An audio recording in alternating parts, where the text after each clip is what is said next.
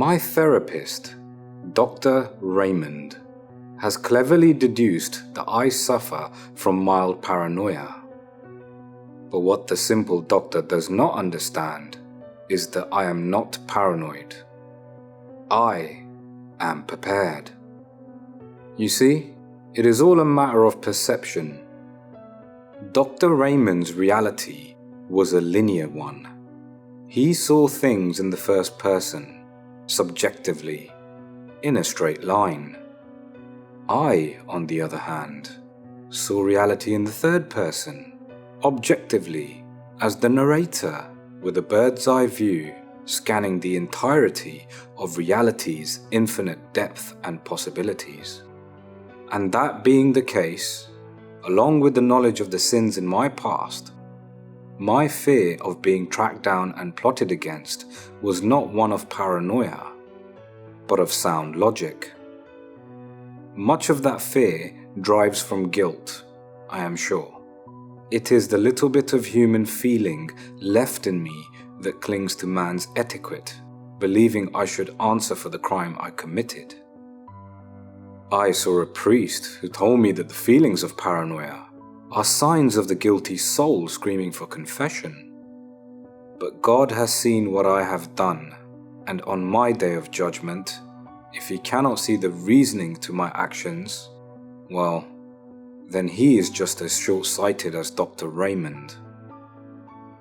Until that day, I remain Grant Hull, New York Times bestseller, the author of Held Up, critically praised as, and I quote, the most realistic depiction of life of a bank robber in our time.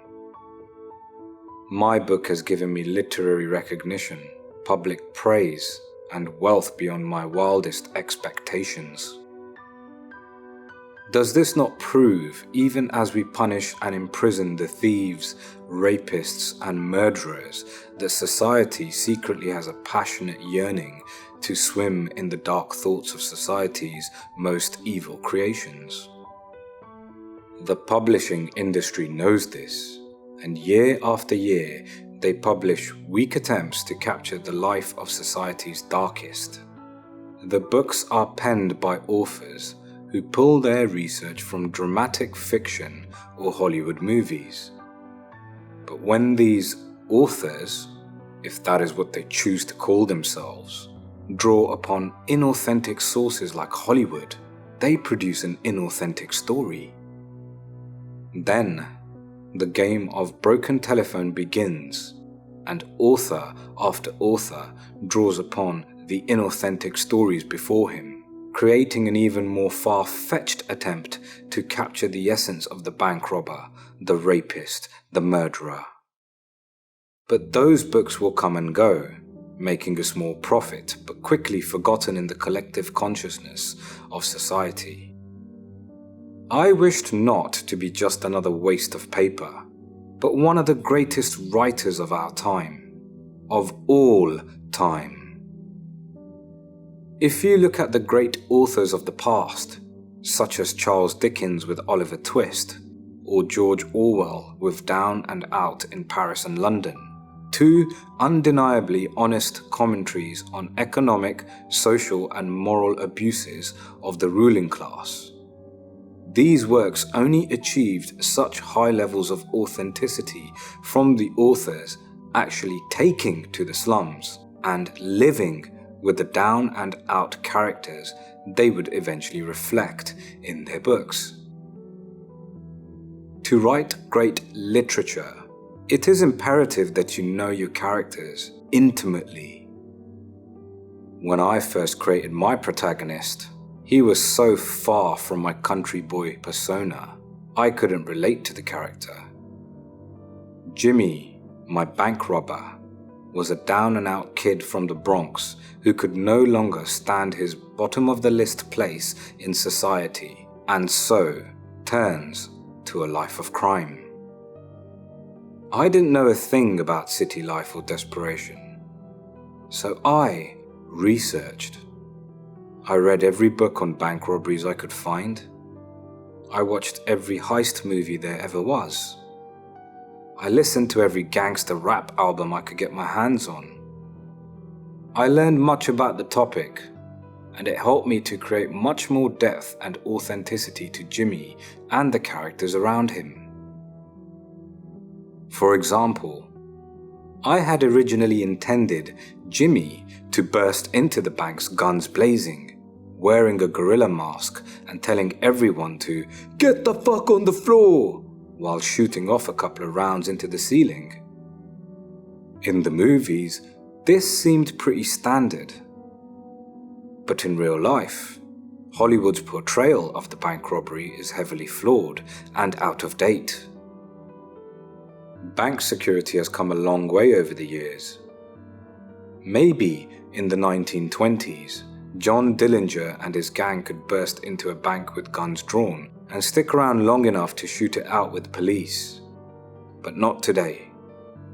In today's bank, each teller has a panic button under the desk, so it was imperative that at all times throughout the robbery, the only person who knew the bank was being robbed was the single teller, and only when Jimmy was close enough to her to monitor her hand and knee movements.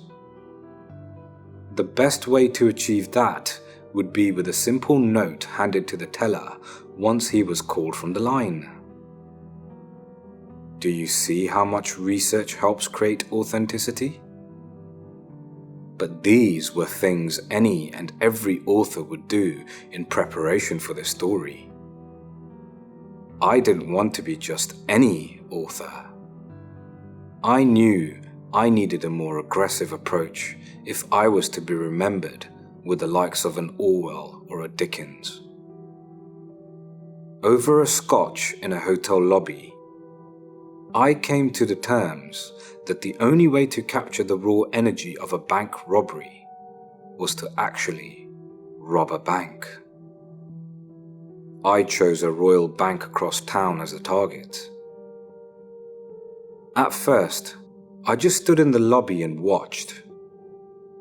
I watched the customers, I watched the tellers, I watched the cameras. I even watched the half-dead security guard habitually putter about back and forth before he eventually found peace in a plastic seat next to the front entrance. Nowadays, banks don't carry much cash in the drawers, and I did not have the equipment or the manpower to try and successfully take the vault.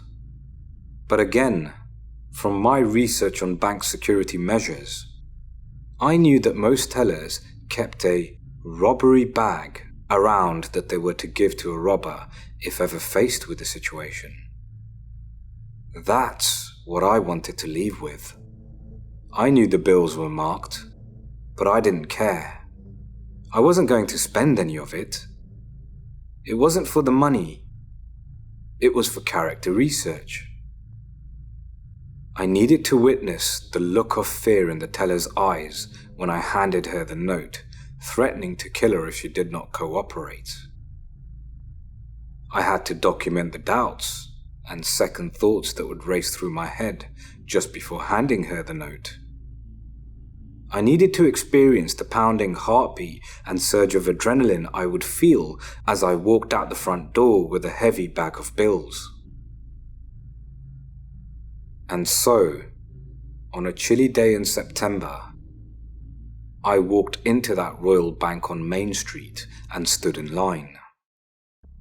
I wore a hat, sunglasses, and a fake moustache to disguise myself from the recording cameras.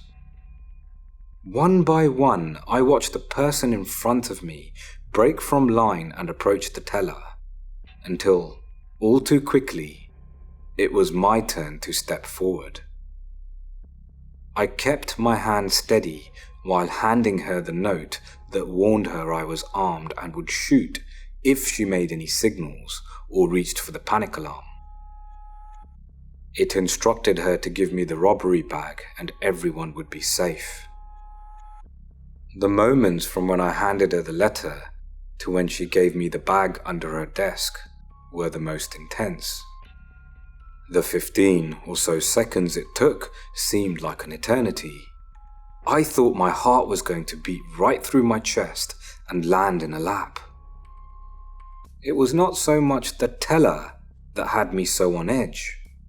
She was scared, and I knew they were trained to cooperate. It was the customers behind me. I was sure one of them had seen me hand over the note and would attack me from behind.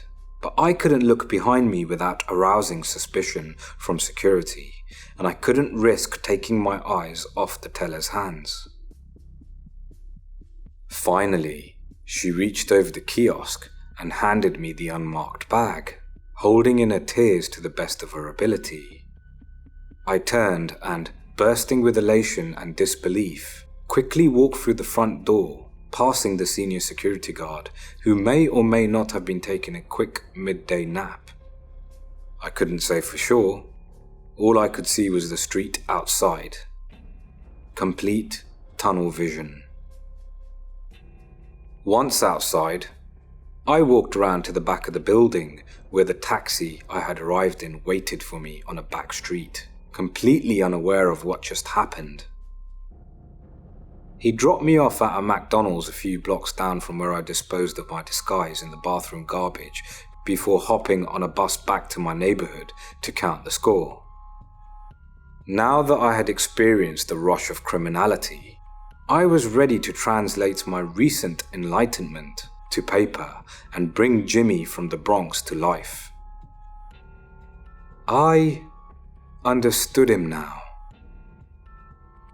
As I wrote the novel, I was constantly expecting the police to come to my work or to come to my home and take me off to jail, but they never came. 3 months after the book's completion, with a little luck and a great agent, Held Up became a New York Times bestseller, and I had hit the big time. I did not need to spend the cash from the robbery. I was selling millions of books. Why? Because readers recognize authenticity. They really do.